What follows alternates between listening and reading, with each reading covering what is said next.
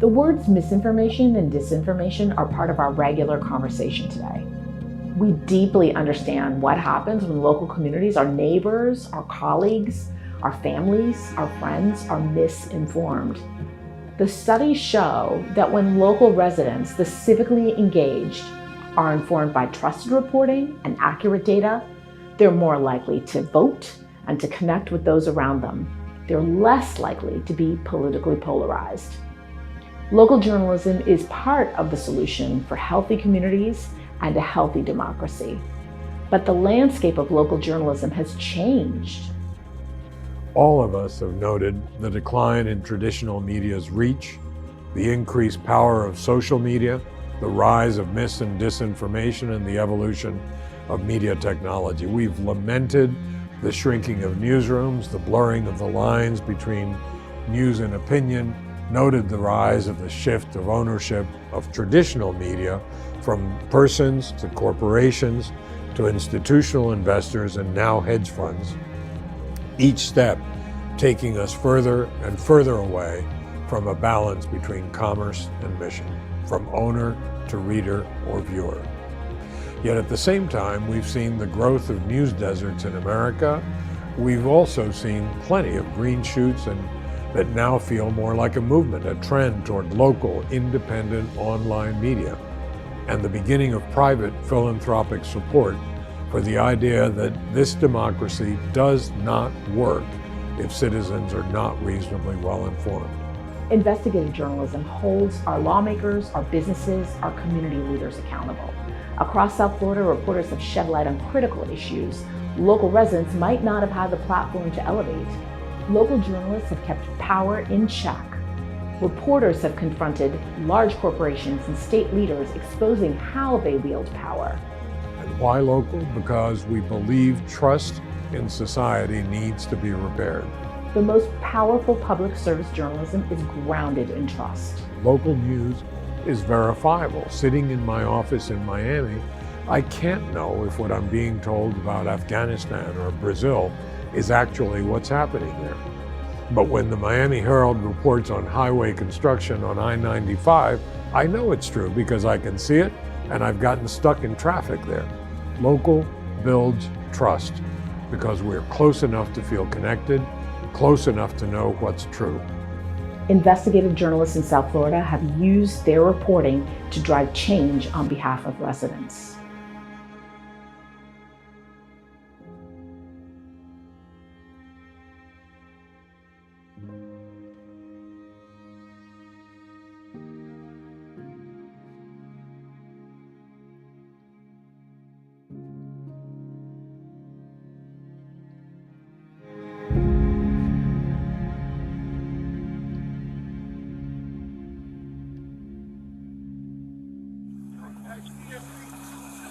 Are you guys okay?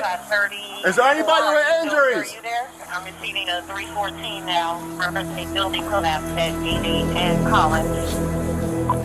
34. I'm scrambled here. There's a lot of testing. Last year on June 24th, South Florida experienced one of the most tragic events when a 12-story beachfront condo in Surfside collapsed in the middle of the night. While the horrific event was covered by reporters from around the country who came, reported, and left, local journalists are still here examining what occurred at the Champlain Towers South, exposing the little we still don't know about the accident, but more importantly, revealing the minutiae of the event and protecting their communities with robust and meticulous reporting. It is this type of public service journalism that the Esserman Night Journalism Awards wants to spotlight in South Florida, encouraging investigative journalists to keep searching for answers and hold the responsible parties accountable. In its third year, the awards have received an impressive 47 nominations across a multitude of mediums and from a wide range of local outlets. Coverage included stories and major investigative projects within and beyond the Miami-Dade, Monroe, and Broward counties in South Florida, and included some Spanish-language pieces that served the bilingual community. These nominations featured journalists from legacy media, independent digital outlets, and even a student journalist. These works brought topics discussed on the national stage, including climate, law enforcement, COVID-19, housing, and politics, down to a local level that protected and informed South Florida residents. en el que les muestro las consecuencias que no vemos a plena vista. You may recognize some of the events covered in South Florida which received national attention, such as the Surfside building collapse, killing 98 people, and revealing a neglect of building safety codes throughout Florida, the assassination of the Haitian president, and the racist tactics of canine attacks on nonviolent crime by the police force. These investigations also reveal the corruption within big companies such as Florida Power and Light's monopolistic hold on solar power and state politics, pushing their power over individual cities and their local laws.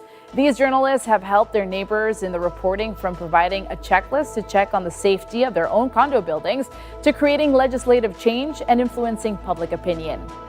The awards received their first ever student nomination. FIU's Valentina Palma spotlighted the water contamination from sewage seeping into Park View Island Canal, where locals swam and watched manatees, pufferfish, and other aquatic life. Her reporting revealed decades of neglect and lies and influenced ongoing litigations against the city of Miami Beach and forced the closure of the unsafe canal. Her reporting, as well as all of our nominees, strengthened the South Florida community and paved the way for change. Black or white, gay or straight, red state or blue, who cares? All that matters is we are going through something, and maybe if we help each other, we might all get through it together. The Esserman Family and Knight Foundation also feel it's important to recognize a journalist each year who has been known to challenge and bring new perspective throughout all of their work. This year's honoree is Miami Herald columnist Leonard Pitts Jr. In a career spanning 43 years, Pitts has an extensive resume as a columnist, college professor, radio producer, lecturer, and what he considers his official job title, a writer. After receiving his initial Pulitzer nomination in 1993, Pitts eventually won the coveted award in 2004, a mere 3 years after his article responding to the 2001 terror attacks will go forward from this moment, which catapulted him into the national spotlight. His work has challenged issues of race, politics, and culture, and has served as a voice for underrepresented communities in South Florida. And I write a column that appears twice a week in the Herald and a bunch of other newspapers around the country.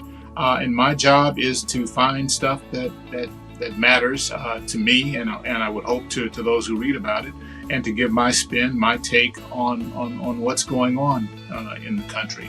And I always say that my major theme is how we as human beings, as Americans, treat one another across all of our fault lines of race, of gender, of sexual orientation, of geography, of education, how we treat one another, our humanity or inhumanity toward one another. That's, for want of a better term, that's my beat. That's what I report on, and that's what my column is about. There is a sense of pride, of ownership, when a story happens in your town that achieves national notoriety. Because what you are compelled as a journalist to want to do is to get it first, to get it best. And you saw that with the Miami Herald, with the Surfside collapse, definitely. Everybody came in from everywhere else, but doggone, these were our people, our audience, our area, our town. And so you saw the Herald mobilize in a way and with a ferocity that other people simply were not going to do because of that. Because, we take pride in covering all the news, but we take a special pride in being the news source for our town, our region, our area. As a columnist, what I'm always trying to do is to find the universal in the specific. So, I work for the Miami Herald, though I haven't lived in South Florida in some years. But what I try to do in evaluating any given topic for a column is to look for something that is going to speak not just to that place and that particular event. We can still own what it is that's going on in our backyard, in our region, in our county. And we can still investigate that, and we can still sit on the mayor's house if that's what's required. We can still go through the court filings from the county commissioner or whomever, or we can still question the governor aggressively. We still have that mandate, and frankly, the need still exists. So that's where the shrinkage, the shrinking resources, that to me at least is where they need to be concentrated. But Miami is the future. Miami is the future culturally. Miami is, more diverse. than much of the rest of the country, racially speaking, and in other ways. Miami is more Spanish speaking than the rest of the country is at present. So a lot of the trends that the Census Bureau has been telling us about for a long time are at play and have been at play for a long time in Miami. Miami is the future we see also with regard to climate change,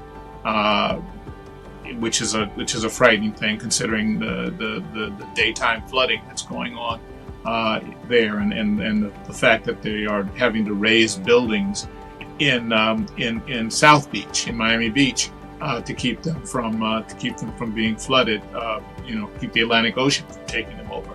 Miami is a laboratory of the future. My feeling is that as journalists, you're sort of on the front lines of this question, of covering this question of whether or not we, the people, can get it right. If you can figure it out in Miami and in South Florida, then you can figure it out anywhere. Particularly, again, with regard to culture and with regard to the changing climate. I think if Miami can figure it out, it's a blueprint for the rest of us as Americans to figure it out. So that's the great hope, the great challenge of covering the news in South Florida. You're watching the future being born. Local public service reporting empowers communities. The Honorable Mentions this year not only addressed issues that other parts of the country are tackling, like persistent racism and dismantling the power of big corporations, but also give back controls to South Floridians by providing them with the tools and information to protect their homes and families.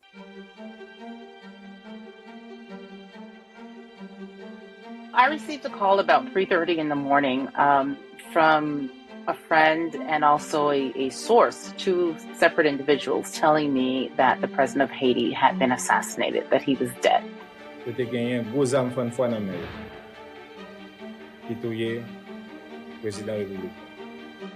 Through a public records request, I I'd known that there was a bill filed that had to do with limiting rooftop solar expansion in Florida. And in the process learned that the bill had been drafted by Florida Power and Light. The bill was then filed virtually word for word by the legislators that sponsored it. Our paper decided to take more of a systemic focus and to look at how municipalities in South Florida were addressing building safety outside of just Surfside itself. And what happened by and large was that they would use them to chase somebody that stole a bicycle or some other property crime where there was no threat of violence. And we also found that that was happening more often than I'm sure the public would appreciate.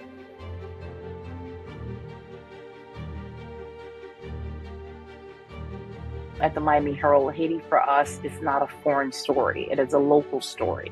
And when I say local story, it's that we cover this country the same way we cover, another important community here. So when people were furious at FPL in Northwest Florida, they were able to understand that it was FPL that was behind this bill to undermine rooftop solar.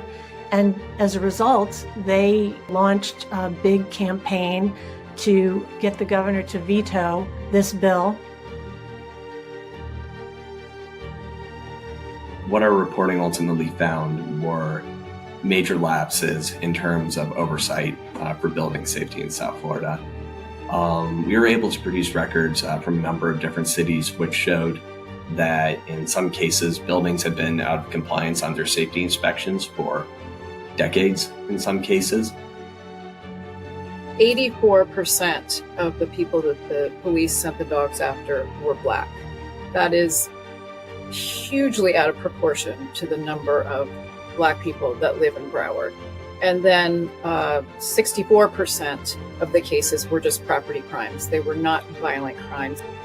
This award, and it's also a testament that, this is a country, this is a community that is not invisible. We need eyes and ears on everything that happens here, because I think it has a ripple effect on who is chosen to make decisions for the future, not only of this state, but this nation. And without local media, with the support of organizations like this, these are stories that are never told. assassination has left Haiti in a power vacuum. Advocates say those factors are precisely why police should stop unleashing canines on people. Could something like Surfside happen again? Anywhere in the country? Anywhere in the world?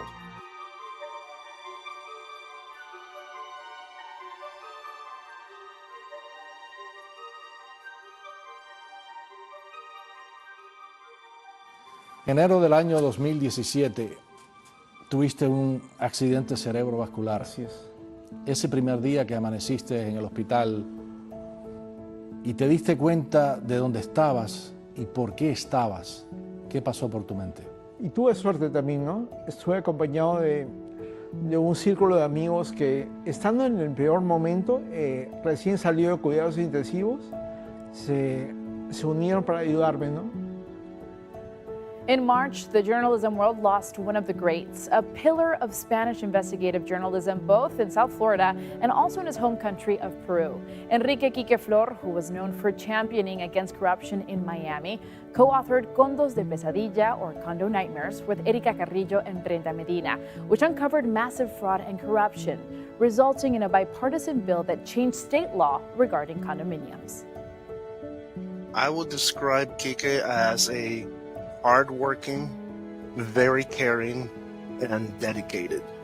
He is somebody who basically, you wanted to emulate. He was very, very much into doing the right thing for stories, for the people, and for the readers. He was somebody that deeply cared about what he did and deeply cared about the subjects that he covered. Quique was always somebody who could, kind of run interference for us. It's like if we had to get a comment from Mayor Carlos Hernandez or Julio Urbina, we would go to Quique because they would never talk to me. He disarms you because he's kind of got this very sweet, kind of soft way of speaking. He's got a sense of humor. He's always kind of got this sparkle in his eye, and he's got this little smile. And, he really has a way of getting people to open up to him because he's instantly likable. Quique was just one of those people that you knew at the Herald. He introduced himself to everyone who joined the paper. He offered to help with whatever he could. His goal was to make people feel comfortable. It was more than that. He had his heart in it. He had his soul in it. And this, stemmed from his years as a younger reporter in Peru, but it carried over to his, experiences here in South Florida. And because this is just such a Latin community, he blended right in, he fit right in. He deeply cared about the work and really kind of showing what the city was doing and the community itself. Like he really cared about that. That's one of the things that really stands out for me is what he did for in Hialeah. But really what came across in his reporting, wasn't just the intellectual side, the analytical side, the sources, the official record, the documents. It was his heart and soul. He was committed to it. He's taught us that basically investigative journalism is what matters and what counts, because that's what makes the difference really for the community. And his dedication to that and the hard work that he did with that is something that we all can, emulate and know that no matter what, he wanted the stories to be told. This mess definitely is intended to have a chilling effect on any city who would want the flexibility to approach police work in a different way.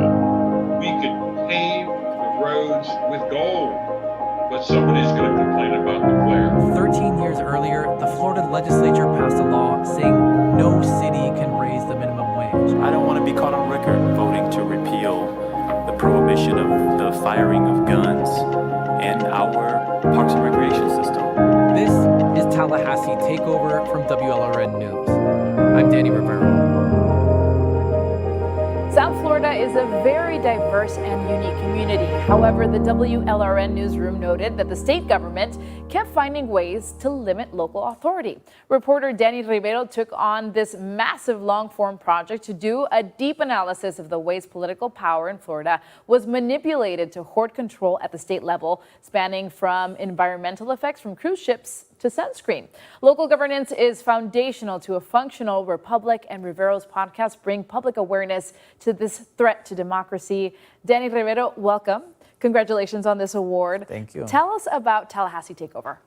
So Tallahassee Takeover is an attempt from us at WLRN, I host it, to bring attention to the fact of really what's going on under the surface in state government.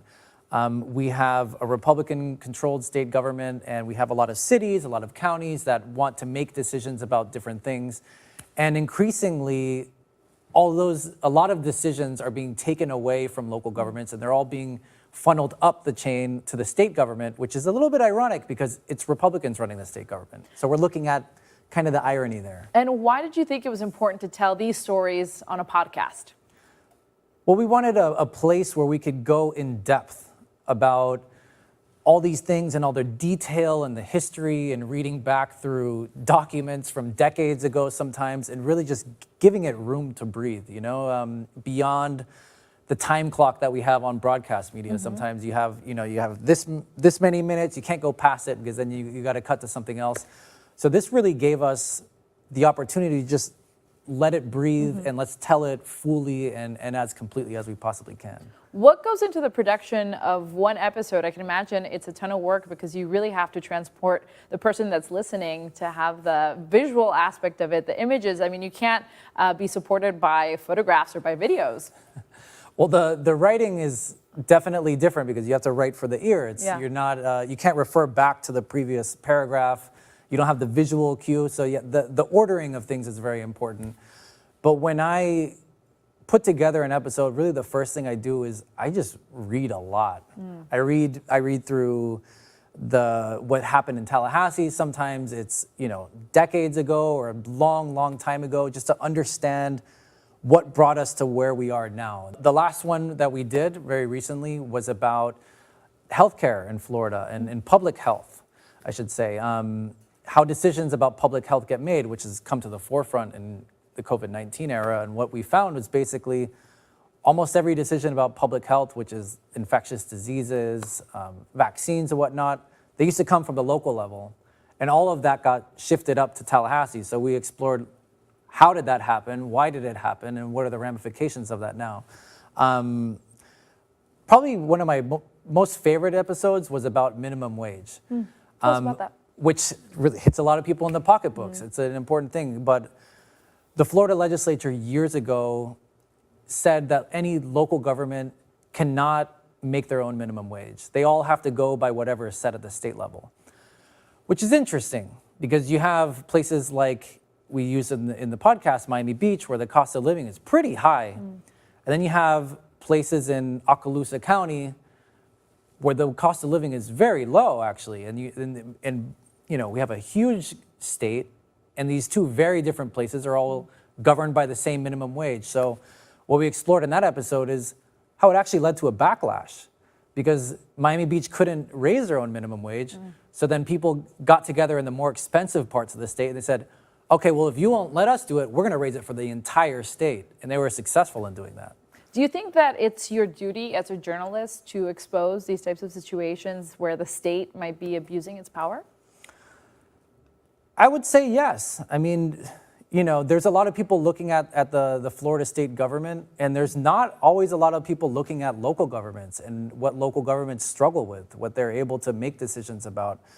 And, a learning thing that I've gone through in making this podcast is there's a lot of decisions that local governments would like to make about very pressing problems, and the elected officials sometimes feel like they can't make those decisions because that's been taken off their plate. So they're enabled to respond to what people in the cities are telling them that they should do. And what can journalists do also to make sure that local governments can reclaim that power, and also residents, because obviously they're the ones that are being affected by all of this? Well, local government is one of the most important forms of government we have. I mean, in our media ecosystem and our cultural ecosystem, it's like all the conversations first go to the federal government. That's just what people think of. Maybe you get some state government in it, but it's very rare that you get regular average Joe citizens knowing what's going on at the city level. where things are, according to our federalist form of government, it's where things are supposed to be happening. So, you know, as journalists, we can really just help people understand what's going on in cities and counties, places that are very close to where you live, where you see an elected official riding the train or on the, you know, at a meeting, you cross paths with them. You don't get that same thing all the time with federal officials. And you were mentioning that through your reporting, you've had a lot of thank yous from maybe some people that you wouldn't have expected. And an interesting thing that I found in this podcast is I've had calls from elected officials at the local level, regardless if they're Democrat or Republican, telling me, thank you. You're helping us out. This is a real problem. You know, there's a real feeling across the board in local government that they can't do the things that they want to do. And they say, thank you for helping bring some light to this. Local governments are paying attention. And I've been told by some people in some local governments, city governments, for instance, that, you know, this is a real problem. There is things, they feel like they have to tiptoe around the state to make decisions about things that they're doing, you know, in fear that the state will come in and like slap their hands and say, no, you can't do that. And especially in a state like Florida, where we depend so much on tourism, and it's like that battle between this industry and the locals that have to live here and be here day to day. What have you found with that? Right. Well, the first episode of the podcast we did I did it with my colleague Nancy Klingener. It was about that. It was about Key West, which is, you know, 25,000 or so residents, and they get over 1 million visitors a year. They have a real impact on quality of life by tourism and the kinds of tourism they get. So they started really a grassroots effort to have a say in that and to say, we only want these kind of cruise ships coming in. We don't want the biggest, you know, most polluting cruise ships. They wanted to shape it into something that they could do. And they organized a citywide petition. They got it on the ballot. They passed it overwhelmingly. And the state turned around and they said, you can't do that. So situations like that really calls into question, like, what is democracy? Like, what do we have here if the people that live in a city like that can't have a say in what's going on? And that is a question that you will keep posing. Thank you so much, Danny, for being with us, and congratulations again. Thank you. The Esserman Investment also supports the Esserman Knight Prize, an annual fellowship for an early career investigative reporter at the Miami Herald. This year's fellowships were awarded to two individuals, Ali Pichon and Rosemary Izaguirre. Miami Herald editor Casey Frank shared some of their successes this year. Ali Pichon has had quite a run in her Esserman year. She was a part of the team that covered the breaking events that occurred on June 24th, 2021, when the tower fell in Surfside. It was a birth by fire, but her body of work was much deeper than that. Her year also included two major takeout projects that revealed unscrupulous moving companies pulling expensive bait-and-switch maneuvers, victimizing people moving to or from Florida. Her Herald resume also features a powerful story that looked at how a woman was shot directly in front of a security station at a South Florida hospital. She uncovered that there were no consequences for the guard assigned to the station when he just ran away due to a strange provision in the security contract that said officers had no obligations to protect hospital visitors or patients, only staff. Her byline is also on a story that looked at how the sons of Gus Boulis, the slain owner of the Miami Subs and Santa Cruz casinos, are just now coming of age, and how their late father's best friend has plundered their inheritance, leaving them with little or nothing, and again without consequences. Her investigations and her storytelling have helped hold powerful people in this community accountable. Rosemary's role is a bit different, while she also does street-level investigative reporting like Ali. She is a savvy producer of motion graphics and interactives. She is currently designing a dashboard that will include the data necessary to track the various markers that tell us how affordable or not South Florida has become. And this will become a collection point for the Herald's affordability stories. Her contributions for interactive graphics, maps, and data visualizations were key to 2 national award-winning projects this year, including a penetrating look at COVID vaccine inequity in Latin America, and a project called Offshore Funds Flood Florida Affordable Housing on how Florida's real estate market is being overinflated and making purchasing a home nearly impossible for many people. Rosemary's understanding of data visualization, maps, and graphic design is exemplary and has built more approachable journalism for the Herald and its communities. Allie and Rosemary are not just bringing talent and energy to this established publication, but are infusing the newsroom with vigor and life. As local news resources are dwindling and a free press is under attack, this next generation of journalists are brave, smart, and capable.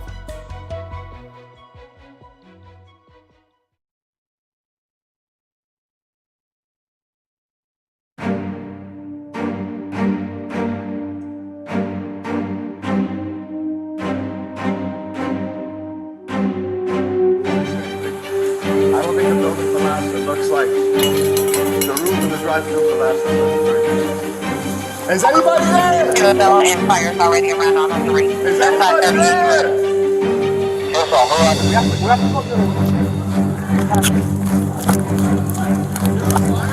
No. The building collapsed.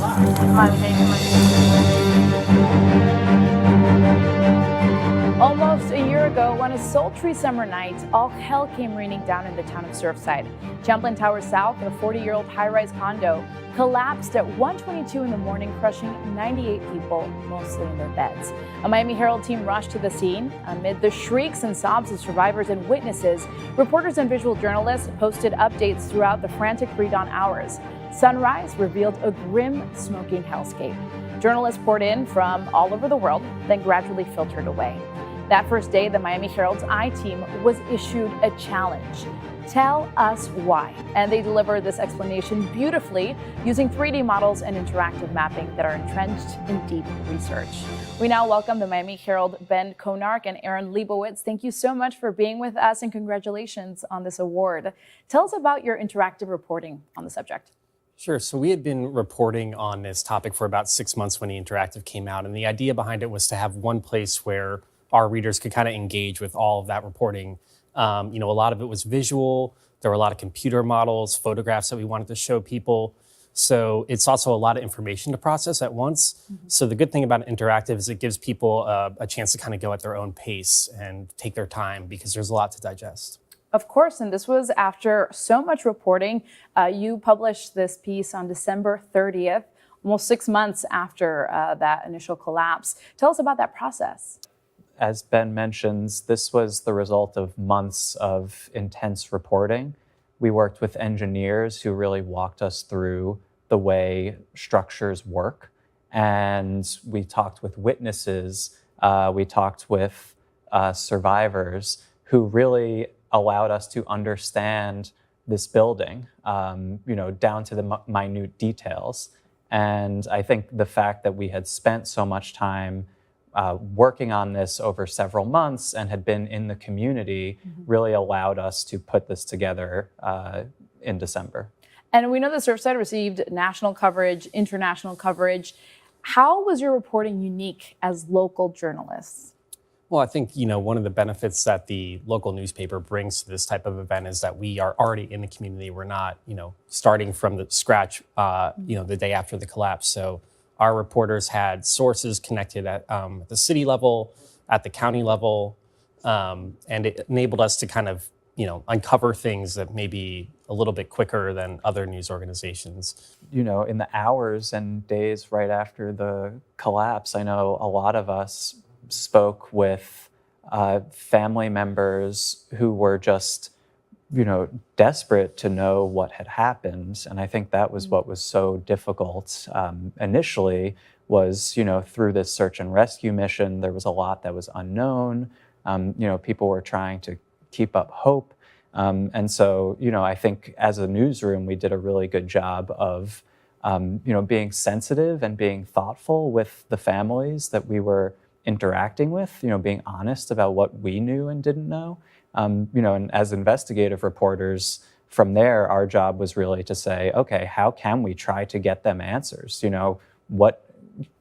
being understanding that this is really difficult, but also understanding that their knowledge and their understanding of this building and this situation is going to help us get closer to understanding why this happened. And unfortunately, we've seen that throughout the whole country, there are less resources for local newsrooms, for investigative teams. Have you felt the pressure having to put together these pieces that are so important to these communities, to these people, and still having to work with that idea in your head? Yeah, I mean, that's been a challenge for sure. We used to have a newsroom right down the street, and we don't have one anymore. We had to work out of a hotel room, in the first couple weeks after this collapse in Surfside. And it was actually the first time a lot of us had seen each other since the pandemic. So, that's definitely a challenge. On the other hand, the Miami Herald's still very committed to local journalism, and we actually hired one of the most qualified engineers out there. There's trade-offs. We obviously don't have the resources that we used to have, but we're using everything we have left to try to tell this story. And when it's a story that rises to this level of importance for our community, we know that that is kind of our main calling, is to make sure that we rise to the occasion. And it's so important. A year later, what else do we know about Surfside? And do you think that the response was adequate as far as local governments and state level?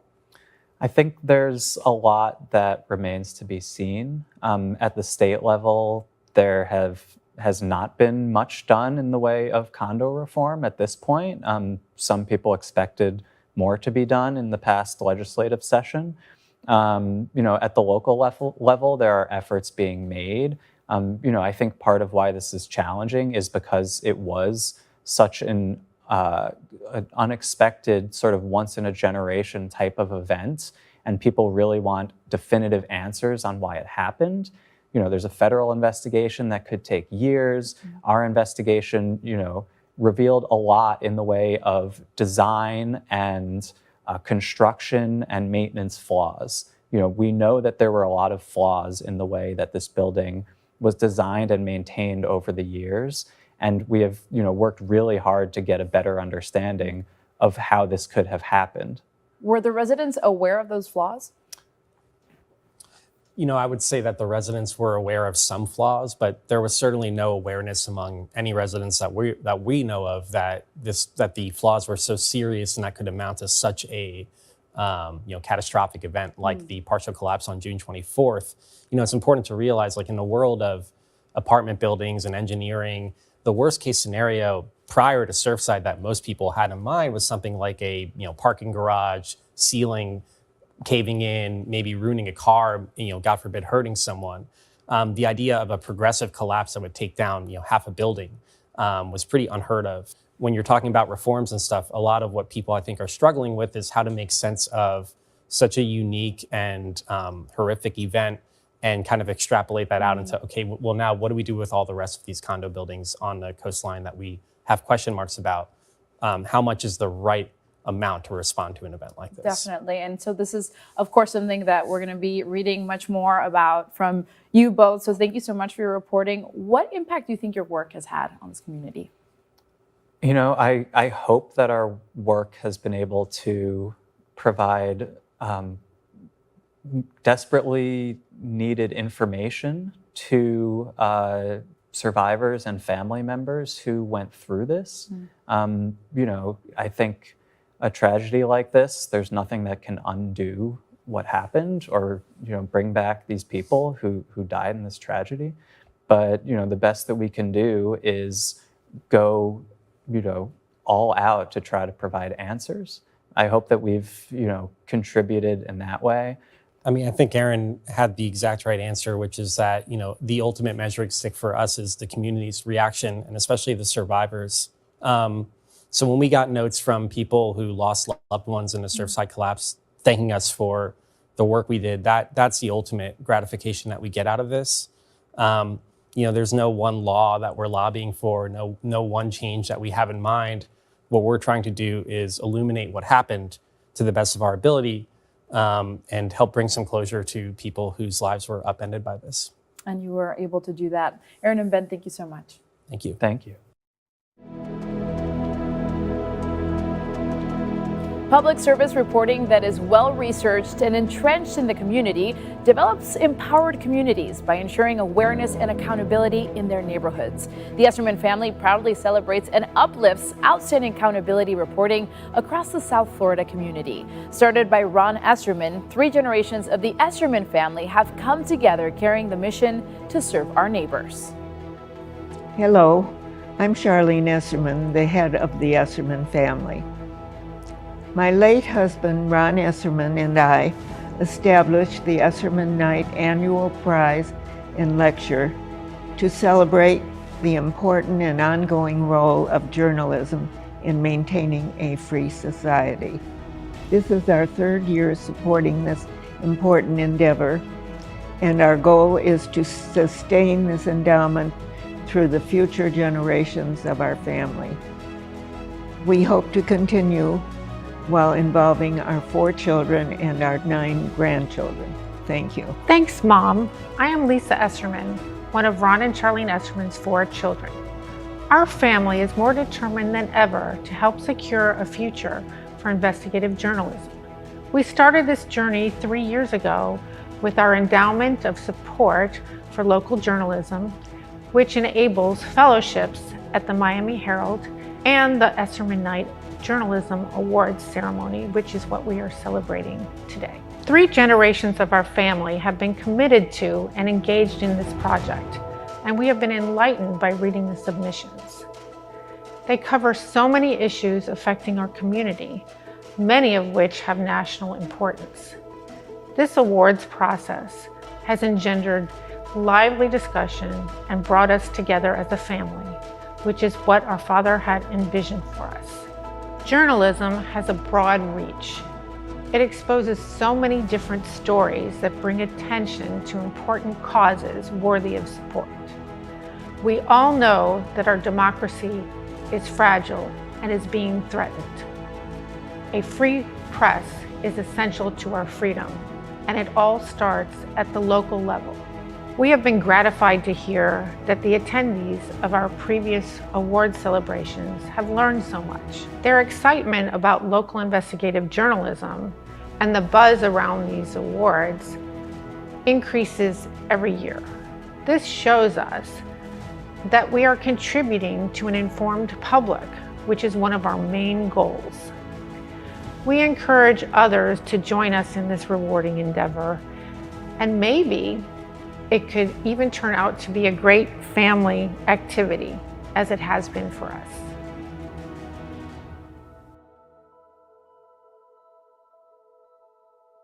As we approach the anniversary of the Surfside building collapse, it has been so clear the impact of local investigative journalists who tackle issues of injustice, suppression, corruption, and create connections between their neighbors. But local newsrooms are shrinking, and trust in news is at an all-time low, threatening our democracy. When we support and amplify local reporting, we protect our freedoms and galvanize our communities to create change.